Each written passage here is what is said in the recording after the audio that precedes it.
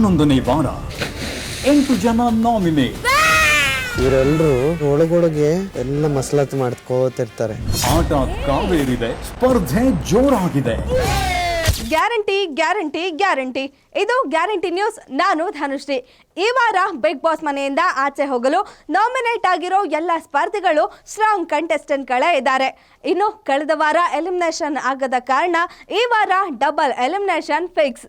ಹಾಗಿದ್ರೆ ನಾಮಿನೇಟ್ ಆಗಿರುವ 8 ಸ್ಪರ್ಧಿಗಳಲ್ಲಿ ಈ ವಾರ ಬಿಗ್ ಬಾಸ್ ಮನೆಯಿಂದ ಯಾರ್ಯಾರು ಎಲಿಮಿನೇಟ್ ಆಗ್ತಾರೆ ಅನ್ನೋದ್ರ ಸ್ಟೋರಿ ಇಲ್ಲಿದೆ ನೋಡಿ. ಬಿಗ್ ಬಾಸ್ 12ನೇ ವಾರಕ್ಕೆ ಕಾಲಿಡಲು ಸಜ್ಜಾಗಿದೆ. ಹಾಗೇನೆ ಬಿಗ್ ಬಾಸ್ ಮನೆಯಿಂದ ಆಚೆ ಹೋಗಲು ಒಟ್ಟು 8 ಮಂದಿ ನಾಮಿನೇಟ್ ಆಗಿದ್ದಾರೆ. ಪ್ರತಿ ವಾರದಂತೆ ಈ ಬಾರಿಯೂ ಬಿಗ್ ಬಾಸ್ ಮನೆಯಲ್ಲಿ ನಾಮಿನೇಷನ್ ಪ್ರಕ್ರಿಯೆ ನಡೆದಿದ್ದು ಅದು ಕೂಡ ಬಹಳ ವಿಭಿನ್ನವಾಗಿ ನಡೆದಿತ್ತು. ಕಳೆದ ಸೀಸನ್ ಅಂದ್ರೆ ಬಿಗ್ ಬಾಸ್ 10ರ ಸ್ಪರ್ಧಿಗಳು ಬಂದು ನಾಮಿನೇಷನ್ ಪ್ರಕ್ರಿಯೆ ನಡೆಸಿದ್ದಾರೆ. ಮೊದಲು ಡ್ರೋನ್ ಪ್ರತಾಪ್ ಹಾಗೆ ತನಿಷಾ ಕುಪ್ಪಂಡ ಬಂದಿದ್ರು. ಇದಾದ್ಮೇಲೆ ತುಕಾಲಿ ಸಂತೋಷ್ ಹಾಗೂ ವರ್ತೂರ್ ಸಂತೋಷ್ ಬಂದ್ರು. ಕೊನೆಯದಾಗಿ ನಮ್ರತಾ ಗೌಡ ಹಾಗೂ ಕಾರ್ತಿಕ್ ಮಹೇಶ್ ಎಂಟ್ರಿ ಕೊಟ್ರು. ಇವರು ಬಂದು ತಲಾ 2 ಸ್ಪರ್ಧಿಗಳಿಗೆ ನಾಮಿನೇಟ್ ಮಾಡುವ ಅಧಿಕಾರ ಕೊಟ್ಟಿದ್ರು.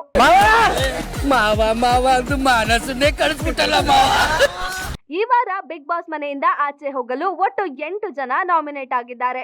ಅದರಲ್ಲಿ ಭವ್ಯ ಗೌಡ, ಶಿಶಿರ್, ತ್ರಿವಿಕ್ರಮ್, ರಜತ್, ಧನ್ರಾಜ್ ಆಚಾರ್ಯ, ಹನುಮಂತ ಹಾಗೆ ಚೈತ್ರ ಕುಂದಾಪುರ ನಾಮಿನೇಟ್ ಆಗಿದ್ದಾರೆ. ಜೊತೆಗೆ ಕ್ಯಾಪ್ಟನ್ ಆದ ಗೌತಮಿ ಅವರು ನೇರವಾಗಿ ಮೋಕ್ಷಿತಾ ಪೈ ಅವರನ್ನ ನಾಮಿನೇಟ್ ಮಾಡಿದ್ದಾರೆ. ಹಾಗೇನೆ ಬಿಗ್ ಬಾಸ್ ನಲ್ಲಿ ಈ ವಾರ ಡಬಲ್ ಎಲಿಮಿನೇಷನ್ ನಡೆಯಲಿದ್ದು ಇವರಲ್ಲಿ 2 ಸ್ಪರ್ಧಿಗಳು ಮನೆಯಿಂದ ಹೊರಬರಲಿದ್ದಾರೆ ಎಂದು ಹೇಳಲಾಗ್ತಿದೆ. ಇನ್ನು ಡಬಲ್ ಎಲಿಮಿನೇಷನ್ ನಡೆಯುತ್ತೆ ಅನ್ನೋ ಅನುಮಾನ ಯಾಕೆ ಅಂದ್ರೆ ಕಳೆದ 2 ವಾರದಿಂದ ಬಿಗ್ ಬಾಸ್ ಮನೆಯಲ್ಲಿ ಎಲಿಮಿನೇಷನ್ ನಡೆದಿಲ್ಲ. ಒಂದು ವಾರ ಶೋಭಾ ಶೆಟ್ಟಿ ಶೋನ ಕ್ವಿಟ್ ಮಾಡಿದ್ರು. ಆ ವಾರದಲ್ಲಿ ಐಶ್ವರ್ಯ ಅಥವಾ ಶಿಶಿರ್ ಇಬ್ಬರಲ್ಲಿ ಒಬ್ರು ಮನೆಯಿಂದ ಆಚೆ ಬರಬೇಕಿತ್ತು. ಆದ್ರೆ ಶೋಭಾ ಅವರ ನಿರ್ಧಾರದಿಂದ ಇಬ್ರು ಕೂಡ ಸೇಫ್ ಆದ್ರು. 8 ಜನ ನಾಮಿನೇಟ್. ಇವರೆಲ್ಲರೂ ಒಳಗೊಳಗೆ ಎಲ್ಲ ಮಸಲತ್ತು ಮಾಡ್ಕೋತಿರ್ತಾರೆ. ಆಟ ಕಾವೇರಿದೆ, ಸ್ಪರ್ಧೆ ಜೋರಾಗಿದೆ. ಬಿಗ್ ಗೇಮ್ ಅಲ್ಲಿ ಯಾರ ಓಟಕ್ಕೆ ಬೀಳುತ್ತೆ ಫುಲ್ ಸ್ಟಾಪ್. ಇನ್ನು ಕಳೆದ ವಾರ ವೋಟಿಂಗ್ ಲೈನ್ಸ್ ಓಪನ್ ಆಗಿರಲಿಲ್ಲ. ಹಾಗಾಗಿ ಎಲಿಮಿನೇಷನ್ ನಡೆಯಲಿಲ್ಲ. ಆದ್ರೂ ಕೂಡ ಐಶ್ವರ್ಯ ಹಾಗೂ ಚೈತ್ರ ಹೆಸರನ್ನ ಕೊನೆಗೆ ತೆಗೆದುಕೊಂಡ ಸುದೀಪ್ ಅವರು ಚೈತ್ರ ಅವರನ್ನ ಸೀಕ್ರೆಟ್ ರೂಮ್ಗೆ ಕಳಿಸಿದ್ರು. ಸತತ 2 ವಾರದಿಂದ ಬಿಗ್ ಬಾಸ್ ನಲ್ಲಿ ಎಲಿಮಿನೇಷನ್ ನಡೆಯದ ಕಾರಣ ಈ ವಾರ ಡಬಲ್ ಎಲಿಮಿನೇಷನ್ ನಡೆಯಬಹುದು ಎನ್ನಲಾಗ್ತಿದೆ. ಹುಟ್ಟಿ ಹುಟ್ಟಿ ಸಾಯುವುದ್ಯಾಕೋ ಇಷ್ಟು ಕಷ್ಟ ಯಾರಿಗೆ ಬೇಕು. ಇನ್ನು ಇದರಲ್ಲಿ ಯಾರು ಆಚೆ ಹೋಗ್ತಾರೆ ಅನ್ನೋದನ್ನ ನೋಡೋದಾದ್ರೆ ನಾಮಿನೇಟ್ ಆಗಿರುವ ಎಲ್ಲ ಸ್ಪರ್ಧಿಗಳು ಸ್ಟ್ರಾಂಗ್ ಕಂಟೆಸ್ಟೆಂಟೇ ಇದ್ದಾರೆ. ಇದರಲ್ಲಿ ಧನ್ರಾಜ್ ಅವರು ಸ್ವಲ್ಪ ವೀಕ್ ಕಂಟೆಸ್ಟೆಂಟ್ ಅಂತ ಹೇಳ್ಬೋದು. ಕಾರಣ ಅವರು ಹೆಚ್ಚಾಗಿ ಯಾವುದೇ ಟಾಸ್ಕ್ ಆಡೋದಿಲ್ಲ. ಹಾಗೆ ಯಾರ ಜೊತೆ ಆದ್ರೂ ಮಾತಾಡೋಕ್ಕೂ ಭಯ ಪಡ್ಕೊಂಡೇ ಮಾತಾಡ್ತಾರೆ. ಹಾಗೆ ಅವರು ತಗೊಳ್ಳೋ ನಿರ್ಧಾರಗಳನ್ನು ಕೂಡ ತುಂಬಾ ಕನ್ಫ್ಯೂಷನ್ ಅಲ್ಲಿ ತಗೊಳ್ತಾರೆ ಅನ್ನೋದು ವೀಕ್ಷಕರಿಗೆ ಕಾಣ್ತಾ ಇದೆ. ಇದಲ್ಲದೆ ಈ ವಾರ ಮನೆಯಿಂದ ತಾವೇ ಆಚೆ ಹೋಗ್ತೀವಿ ಅಂತ ಸ್ವತಃ ಧನ್ರಾಜ್ ಅವರೇ ಹೇಳಿದ್ದಾರೆ. ಹಾಗಾಗಿ ಧನ್ರಾಜ್ ಅವರು ಈ ವಾರ ಬಿಗ್ ಬಾಸ್ ಮನೆಯಿಂದ ಆಚೆ ಹೋಗ್ಬೋದು.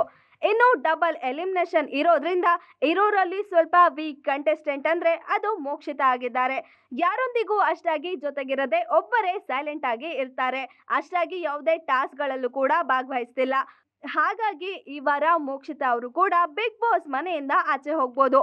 ಒಂದ್ ವೇಳೆ ಬಿಗ್ ಬಾಸ್ ಈ ವಾರ ಡಬಲ್ ಎಲಿಮಿನೇಷನ್ ಮಾಡದೆ ಕೊನೆ ಕ್ಷಣದಲ್ಲಿ ಮತ್ತೆ ಏನಾದ್ರೂ ಟ್ವಿಸ್ಟ್ ಕೂಡ ಕೊಡಬಹುದು. ನೋಡಿದ್ರಿ ಅಲ್ಲ, ನಾಮಿನೇಟ್ ಆಗಿರೋ 8 ಸ್ಪರ್ಧಿಗಳಲ್ಲಿ ಧನ್ರಾಜ್ ಅವರು ಸ್ವಲ್ಪ ವೀಕ್ ಕಂಟೆಸ್ಟೆಂಟ್ ಅಂತ ಅನ್ನಿಸ್ತಾರೆ. ಹಾಗಾಗಿ ಈ ವಾರ ಅವರು ಬಿಗ್ ಬಾಸ್ ಮನೆಯಿಂದ ಎಲಿಮಿನೇಟ್ ಆಗ್ಬೋದು ಅಂತ ಹೇಳಲಾಗ್ತಿದೆ. ಇನ್ನು ಡಬಲ್ ಎಲಿಮಿನೇಷನ್ ಇರೋದ್ರಿಂದ ಉಳಿದವರಲ್ಲಿ ಮೋಕ್ಷಿತಾ ಅವರು ಸ್ವಲ್ಪ ವೀಕ್ ಕಂಟೆಸ್ಟೆಂಟ್ ಅಂತ ಹೇಳ್ಬೋದು. ಇವರು ಗೌತಮಿ ಹಾಗೆ ಮಂಜು ಅವರ ಸ್ನೇಹದಿಂದ ಆಚೆ ಬಂದ್ಮೇಲೆ ಒಬ್ಬೊಬ್ಬರೇ ಸೈಲೆಂಟ್ ಆಗಿ ತಂಪಾಡಿಗೆ ತಾವಿರ್ತಾರೆ. ಅಷ್ಟಾಗಿ ಟಾಸ್ಕ್ಗಳಲ್ಲೂ ಕೂಡ ಭಾಗವಹಿಸಲ್ಲ. ಹಾಗಾಗಿ ಇವರು ಈ ವಾರ ಬಿಗ್ ಬಾಸ್ ಮನೆಯಿಂದ ಆಚೆ ಬರ್ಬೋದು ಅಂತ ಹೇಳಲಾಗ್ತಿದೆ. ನೋಡ್ತಾ ಇರಿ ಗ್ಯಾರಂಟಿ ನ್ಯೂಸ್. ಸುದ್ದಿ ಖಚಿತ, ನ್ಯಾಯ ನಿಶ್ಚಿತ. ಗ್ಯಾರಂಟಿ ನ್ಯೂಸ್, ಸುದ್ದಿ ಖಚಿತ, ನ್ಯಾಯ ನಿಶ್ಚಿತ.